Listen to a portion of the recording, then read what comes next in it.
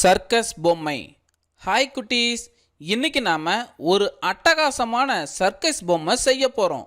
இதை செய்யறதுக்கு நமக்கு வட்ட வடிவ இந்த மாதிரி பல்குத்தும் குச்சி பொருத்தப்பட்ட டப்பா ஒன்று, வண்ணத்து பூச்சி வரைய தடிமனான அட்டை, சிறுமி பொம்மை வரைய தடிமனான அட்டை, பஞ்சிங் மிஷின், வண்ண பென்சில்கள், அழுத்து பட்டன்கள் 2, கத்தரிக்கோல் இதெல்லாம் வேணும். முதல்ல தடிமனான அட்டையை எடுத்துக்கொண்டு அதுல இப்போ பாக்குற மாதிரி ஒரு வண்ணத்து பூச்சியை வரைந்து அதை கத்தரிக்கோல் வச்சு அழகா இப்படி வெட்டிக்கோங்க.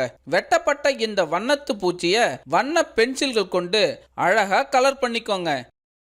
கலர் பண்ண பின்னாடி இந்த வண்ணத்து பூச்சி எவ்வளவு அழகா இருக்குன்னு பாருங்க.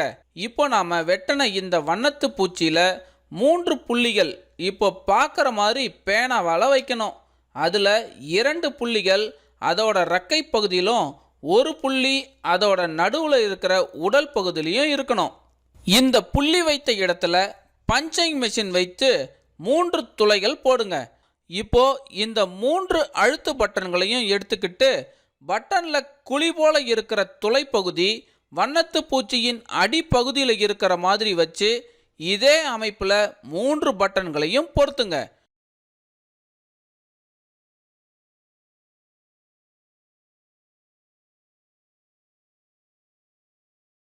பட்டன்களை பொருத்திட்டு இப்போ பார்க்குற மாதிரி வண்ணத்து பூச்சியோட ரெக்கைகளை கொஞ்சம் கீழ் நோக்கி வளைச்சிக்கோங்க.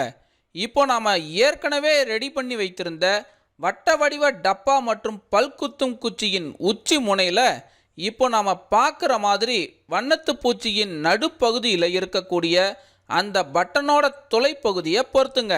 அட, அழகா சுத்துதே! மேலிருந்து பார்த்தா அழகா இருக்குல்ல? இப்போ வண்ணத்து பூச்சியை நாம அட்டையிலிருந்து எப்படி வரைஞ்சி வெட்டி எடுத்தோமோ அதே மாதிரி இந்த சிறுமி பொம்மையை வரைஞ்சி கலர் பண்ணி வெட்டி எடுத்துக்கணும்.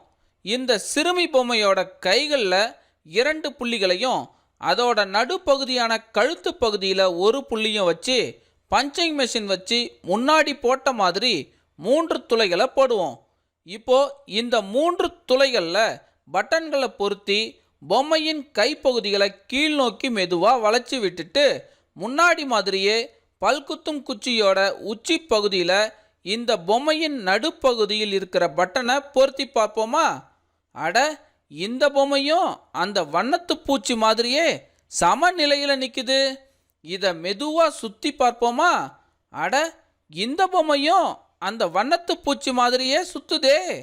இதுவும் பார்க்கறதுக்கு ரொம்ப அழகா இருக்குல்ல? அதே மாதிரி மேலே இருந்து பார்த்தாலும் இது சுத்துறது எவ்வளவு அழகா இருக்கு பாருங்க. இதற்கு என்ன காரணம்னு பார்த்தீங்கன்னா, ஈர்ப்பு மையத்தின் உயரம் குறையும் போது பொருட்களின் நிலைத்தன்மை அதிகரிக்கும்.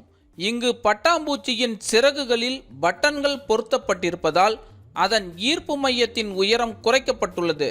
ஈர்ப்பு மையத்தின் வழியாக வரையப்படும் செங்குத்து கோடானது எப்பொழுதும் அதன் அடிப்பரப்பிற்கு உள்ளே விழுவது போல அமைக்கப்பட்டுள்ளது.